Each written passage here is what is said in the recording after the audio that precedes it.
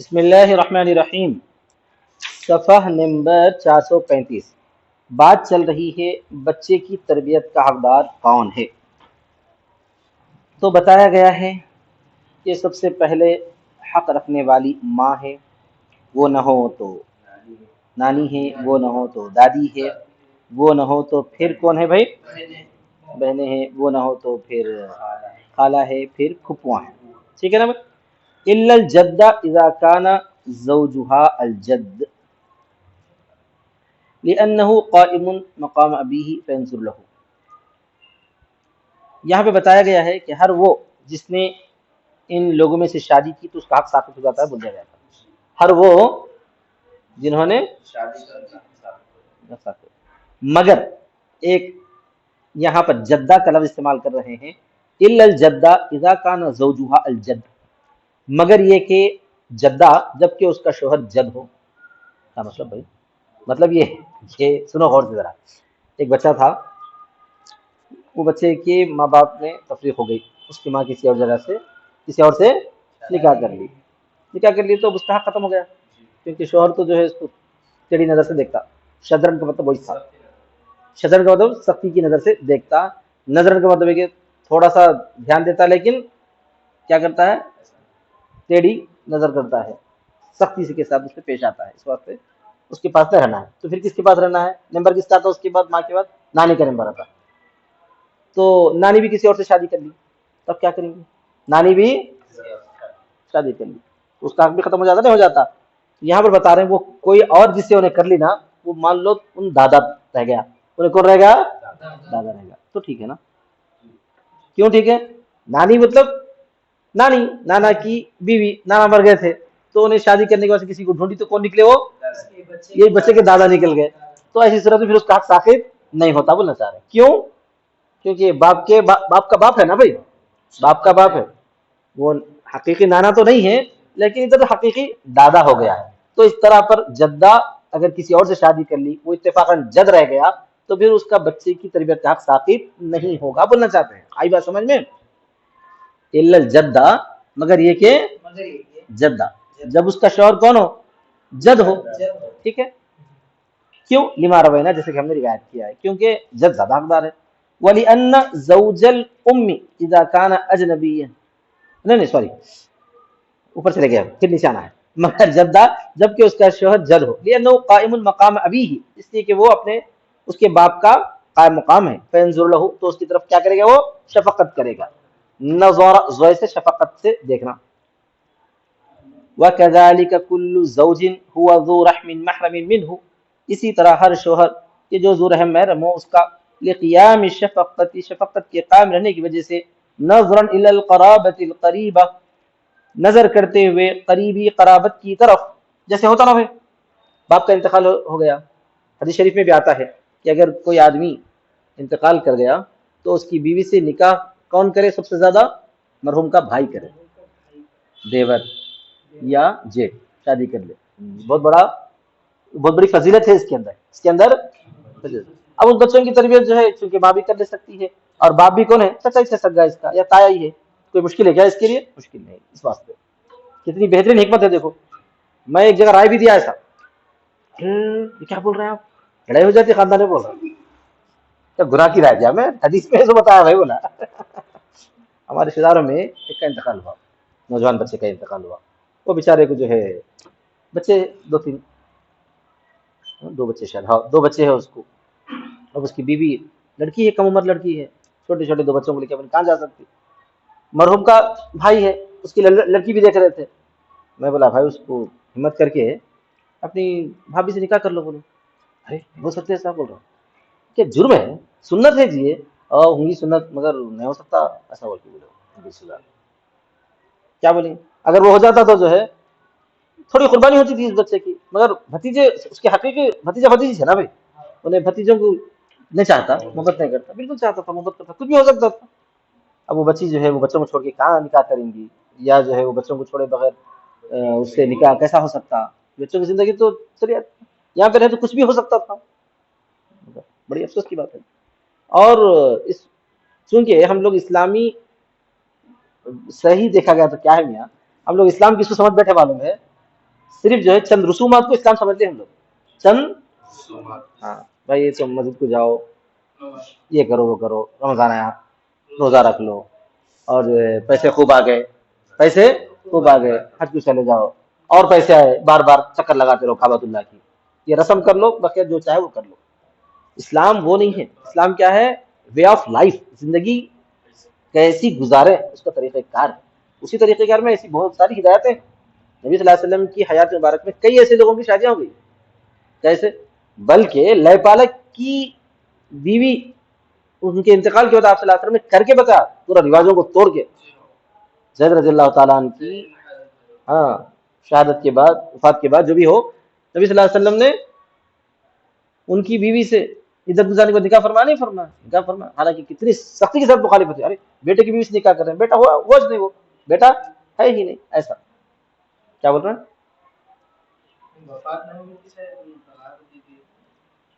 ہاں طلاق دیا، فلما قضى زید وطر بھاؤ، میرے سے غلطی ہوئی، طلاق دیے تھے نا، برحال طلاق کی بات ہی صحیح، تو نکاح کر کے یہ بتایا ہے آپ صلی اللہ علیہ وسلم نے کہ وہ بیٹا تھا اس نے مجھ کو۔ تو خیر خلاصہ یہ تھا کہ بہت ساری چیزیں ایسی ہیں جو ہم جو ہے کیا کرتے ہیں، اس کو نظر انداز کرتے، بولے تو جو ہے سمجھ میں نہیں آتا۔ عام لوگوں کا یہ معاملہ ہے، کیا مولویاں تیار ہیں اس بارے میں؟ مولویاں بھی رواج کے غلام ہیں، جس میں میں بھی شامل ہے، اور سب شامل ہے۔ ہم بھی بولتے کیسا ہو سکتا بھائی، ہمارے پاس ایسا نہیں چلتا نا، بولتے ہمارے پاس بول دیے کہ سمجھو ہم جو ہے اسلام کو کہاں رکھ دیے؟ رسوم میں رکھ دیے، کہاں رکھ دیا اپن؟ رسوم میں رکھ دیا۔ اسلام رسوم کا نام نہیں ہے، اسلام کیا ہے؟ رسوم کا نام نہیں ہے۔ اسلام جو ہے زندگی گزارنے کا نہج ہے، اسی نہج پہ گزار کے بتانا ہے۔ بہرحال ہاں وہ زید کا جو معاملہ کیا تھا، انہوں نے طلاق دی تھی، ٹھیک ہے۔ وَكَذَلِكَ كُلُّ زَوْجٍ هُوَ ذُو رَحِمٍ مَحْرَمٍ، اسی طرح ہر شوہر جو کہ ذو رحم محرم ہو اس کا، کیونکہ ذو رحم محرم کا مطلب سمجھ میں آ گیا نا، رشتہ داری بھی رہنا چاہیے، اور ایسی رشتہ داری رہتی ہے جس سے نکاح حرام ہو، اس کو ذو رحم محرم بولتے ہیں۔ ایسی رشتہ داری حرام ہے اگر لڑکی ہو تو، جیسے چاچا اور بھتیجی، ماموں اور بھانجی۔ تو اگر جو ہے اس کا شوہر انہیں بن گیا قسمت کو، مثال کے طور پر تھوڑی دیر کی مان لیں آپ، ایک بچہ ہے، اس کے جو ہے والد انتقال کر گئے، اور وہ بچہ چھوٹا ہے، ماں جو ہے کسی اور سے نکاح کر لی تو حق ختم ہو جاتا، تو ماں کس سے نکاح کر لی؟ چچا سے نکاح کر لی، تو چچا تو اس کا ذو محرم ہی ہے، مسئلہ حل ہو جاتا نہیں ہو جاتا؟ اسی طرح پر جو ہے اور کس سے نکاح کری سمجھو، اور کس سے کر سکتے ہیں؟ چچا سے کر سکتے ہیں، تقریبی ذو محرم تو چچا سے، اور تو کوئی نہیں۔ یا تھوڑی دیر کے لیے مان لو کہ پھوپھی، تھوڑی دیر کے لیے مان لیے پھوپھی، ماں نہیں تھی سمجھو، یا ماں کسی اور سے نکاح کر کے چلی گئی، نانی دادی بھی نہیں تھے اس کو، خالہ بھی نہیں ہے، خالہ کا شوہر بھی کوئی اور ہے، خالو تو اس کا ذو محرم نہیں ہوتا، تو پھوپھی کس سے نکاح کری؟ یہ بچے کے ماموں سے نکاح کری سمجھو، مثال کے طور پر، آیا سمجھ میں؟ ہو سکتا نہیں ہو سکتا؟ ماموں سے نکاح، تو پھر ذو محرم ہو گئے نا دونوں بھی، ماموں اس کا ذو محرم ہی ہے، تو یہ بچے کی تربیت کس کا حق حاصل ہے؟ پھر ابو کا حق۔ یہ نہیں بول سکتی تیری شادی ہو گئی اب تو حق والی نہیں ہے، نہیں بول سکتے۔ کیوں نہیں بول سکتے؟ ماموں سے نا، پھر کسی اور سے نکاح تو نہیں کری، نہیں ماموں سے نکاح کرنا ہے۔ تو اب بچے کی اگر تربیت کرنا ہے تو عورتیں یا مائیں یا خالائیں کیا کرنا؟ نکاح نہیں کرنا کسی سے، اگر کرنا ہے تو بھی اس کے ذو محرم سے کرنا۔ تو سب سے بہترین راستہ تو یہی ہے، اگر جو ہے کسی کا انتقال ہو گیا تو وہ بیوہ جو ہے اس کے بھائی سے نکاح کر لینا، مرحوم کے، تو بچوں کی تربیت کا مسئلہ آسانی سے حل ہو جاتا۔ اب یہ رواج نہیں رہے تو رواج ڈالنا پڑتا، رواج کہاں کا، یہاں تو نکاح کرنے کا رواج نہیں ہے، پہلی فرصت میں بیوہ اسی طرف رہتی پڑی ہوئی، استغفر اللہ۔ ومن سقط حقها بالتزوج يعود اذا ارتفعت زوجیت، اور جس کا حق ساقط ہو گیا شادی کرنے سے تو لوٹ جاتا ہے وہ حق جبکہ زوجیت ختم ہو جائے، لأن المانع قد زال، اس لیے کہ مانع زائل ہو چکا ہے۔ کیا مطلب اس کا؟ شادی کرنے کی وجہ سے حق چلے گیا تھا، جیسے نانی صاحبہ کسی اور سے شادی کر لیے تھے، بچے کی تربیت کا حق ختم، اب جن سے شادی کی تھی مر گئے، پھر بچے کی تربیت کا حق واپس آ جاتا ہے، ایسا میں لأن المانع قد زال فإن لم تكن للسبي امرأة من أهله فاختصم فيه الرجال فأولاهم أقربهم تعصيبا، تو اگر نہ ہو بچے کے لیے کوئی عورت اس کے گھر والوں میں سے تو اس میں مرد جھگڑنا شروع کرے، تربیت کے لیے جھگڑ رہے، بہت کم ہوتا آج کل، آج کل جو ہے دوسروں کی طرف ڈھکیل دیتے، آج کل کیا ہے؟ دوسروں کی طرف ڈھکیل دیتے، ہم کہاں سنبھالتے ہوئے بچوں کو، ہمارے بچے بہت ہے، جبکہ اس کو دو سے، جبکہ اس کو دو سے پھر بھی بہت ہے، سمجھتے فأولاهم أقربهم تعصيبا، جب مرد لوگ جھگڑا کریں تو ان میں سب سے زیادہ قریب، اس کا زیادہ قریب ہے عصبہ کے اعتبار سے، عصبہ کے اعتبار سے۔ عصبہ کس کو بولتے ہیں؟ میں کل بھی سنا، اس سے پہلے بول چکا تھا کہ مرد کے مرد کے ددیالی مرد رشتہ دار، ددیالی یہ کیا کہلاتے ہیں بھائی؟ آیا سمجھ میں؟ تو وہ زیادہ حقدار ہے۔ اب عورتوں کا سلسلہ ختم ہو گیا تو کس کا سلسلہ شروع ہوتا ہے یہاں؟ عصبہ کا۔ عصبہ میں کون ہے؟ باپ ہے سب سے پہلے، باپ نہیں ہے تو دادا ہے، پھر نہیں ہے تو جو ہے بھائی ہے، پھر بھائی ہے، پھر نہیں ہے تو چچا ہے۔ لأن الولایت للاقرب، اس لیے کہ ولایت اقرب کے لیے یعنی قریب ترین کے لیے۔ وراثت میں کس کا حق حاصل ہے؟ وراثت میں قریب ترین کو دیکھا جاتا ہے، ضرورت مند کو نہیں دیکھا جاتا۔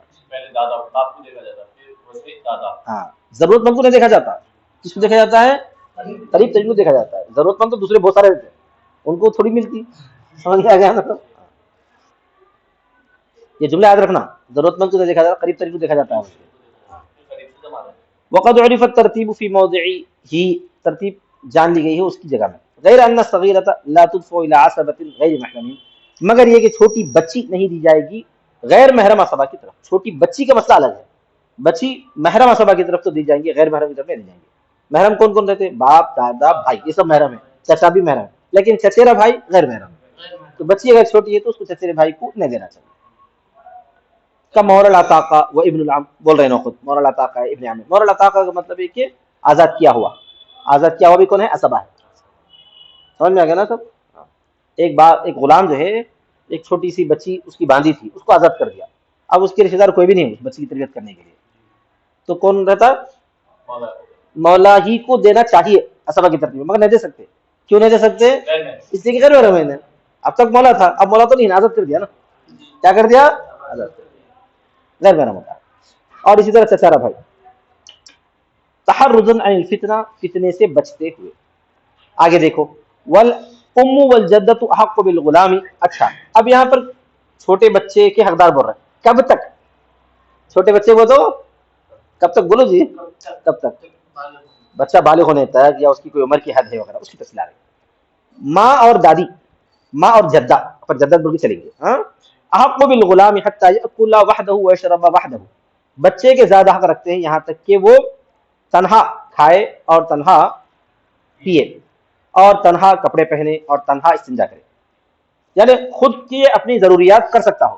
کیا ہے وہ؟ کھانا، پینا، کپڑے پہننا، استنجا کرنا۔ کیا عمر رہتی ہے؟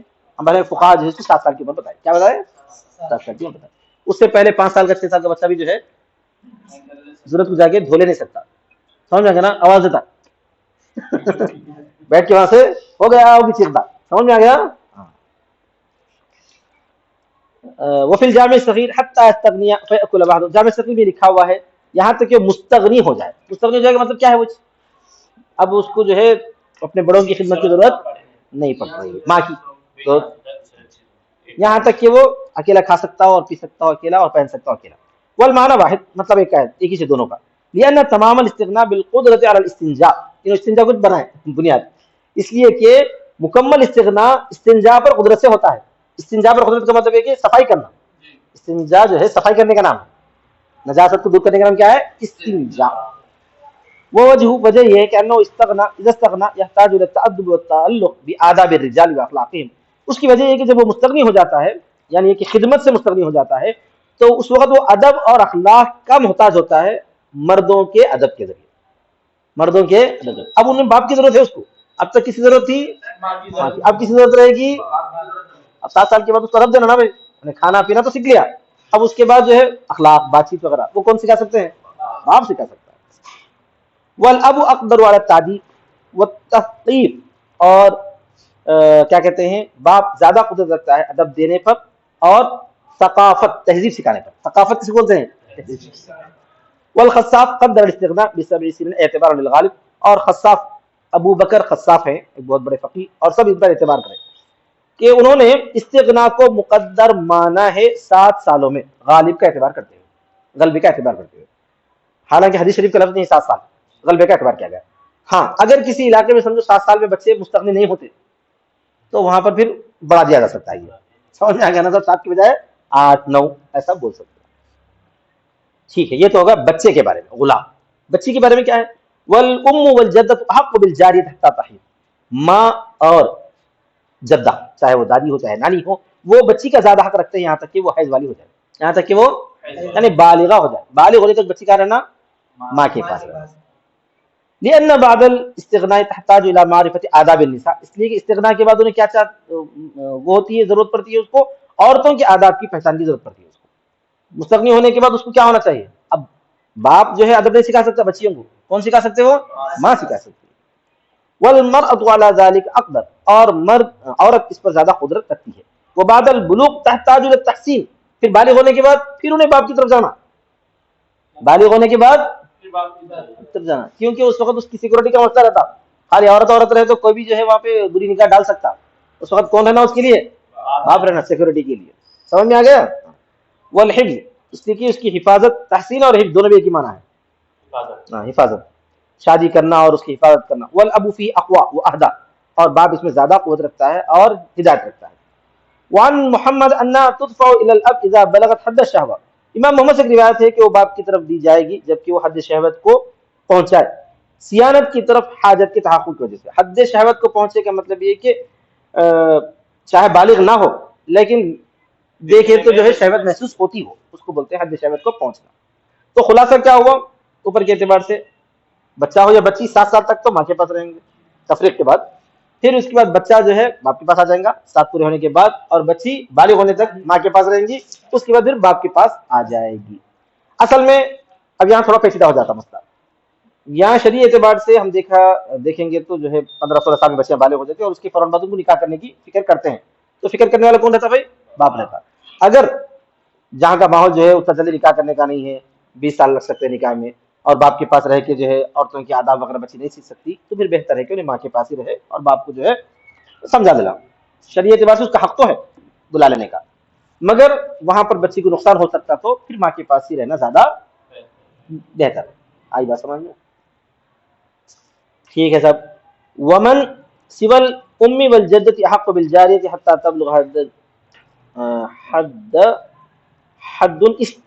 اشتهي وفي الجامع صغر حتى تستغني، اور ماں اور دادی کے سوا زیادہ حق رکھتے ہیں بچی کو یہاں تک کہ وہ پہنچ جائے ایسی حد کو کہ جس سے شہوت کی جاتی ہو، اور جامع صغیر میں حتى تستغني یہاں تک کہ وہ مستغنی ہوتا ہو، ایسا لکھا ہوا ہے۔ یعنی ماں اور دادی کے علاوہ دوسرے، خالہ ہے، بہن ہے، اور کون ہے بھائی؟ ماں نہیں کے علاوہ بول رہے ہیں جی خالہ، بہن، اور کون ہے عورتیں؟ وہی سے جو ان کا حق رکھتے، پھوپھی ہے، تو وہاں پر جو ہے بچی زیادہ دن تک نہ رہے، حد شہوت کے قریب پہنچتے تو اس کو وہاں سے ہٹا دینا چاہیے، کیونکہ پھوپھی تو اس کی ہے، نہیں پھوپھا تو شادی کے لیے تو حق نہیں رہتا نا، لیکن فی الحال اور وہ خود عورت ہے، پھر انہیں جو ہے بچی کی حفاظت کیسا کریں گی، مسئلے رہتے ہیں وہاں پہ، اس واسطے پورا بالغ ہونے تک بھی انتظار مت کرو، بول رہے ہیں کیا کرو؟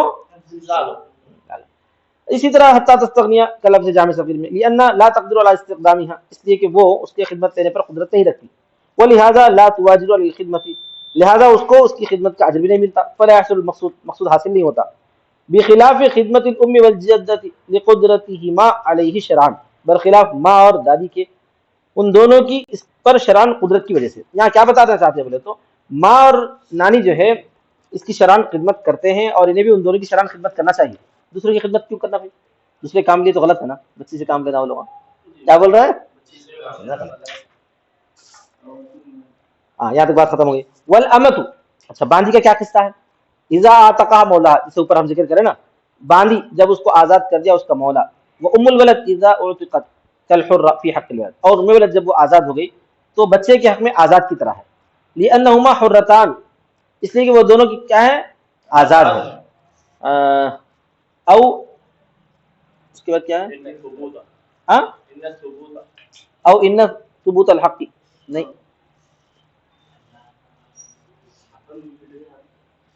تو چھوٹ گیا یہاں پہ شاید،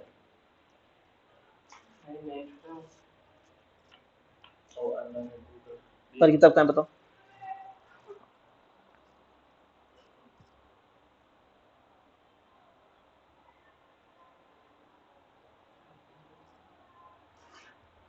اوان ثبوت الحق ہی ہے، اس لیے کہ وہ دونوں آزاد ہیں، ثبوت حق کے قریب ہیں، ثبوت حق کے قریب ہیں، ٹھیک ہے بعد میں دیکھیں گے اس کا۔ وَلَيْسَ لَهُمَا قَبْلَ الْعِتْقِ حَقٌّ فِي الْوَلَدِ لِعِجْزِهِمَا، اور نہیں ہے ان دونوں کے لیے، اور نہیں ہے ان دونوں کے لیے آزادی سے پہلے کوئی حق بچے کے بارے میں ان دونوں کے عاجز ہونے کی وجہ سے، یعنی بچے کی تربیت یہ لوگ نہیں کر سکتے، کون؟ ام ولد ہو یا باندی ہو، کیونکہ انہیں خود کسی کے ماتحت ہے، انہیں دوسروں کی خدمت نہیں کر سکتے۔ لعجزہما عن الحضانۃ، تربیت سے عاجز ہونے کی وجہ سے، بالاشتغال بخدمت المولا، مولا کی خدمت میں مشغول رہنے کی وجہ سے۔ والذمیۃ احق بولدها المسلم، اور ذمی تو ایک عیسائی عورت ہے سمجھو، ہاں اب اس کا بچہ مسلمان ہے، انہیں کرنا نہیں کرنا کر سکتی ہے تربیت۔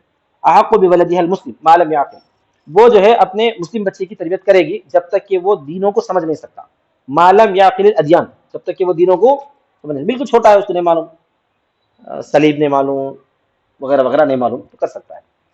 او یخاف ان یألف الفکر او النظر، یا یخاف یا اس پر ڈرے کہ وہ جو ہے فکر اور نظر کو جو ہے پھیر دے گا اس سے پہلے، سمجھ میں آ گیا؟ وہ احتمالی ضرر بعد ہو، اور اس کے بعد ضرر کے احتمال کی وجہ سے، یعنی جب اگر انہیں سمجھنے کے قابل ہو گیا یا اس پر اندیشہ ہے یا اس کی ماں جو ہے کٹر عیسائی ہے، انہیں کیا کر سکتی ہے، اس کو گمراہ کر سکتی ہے، تو پھر انہیں حق نہیں رکھتی، انہیں حق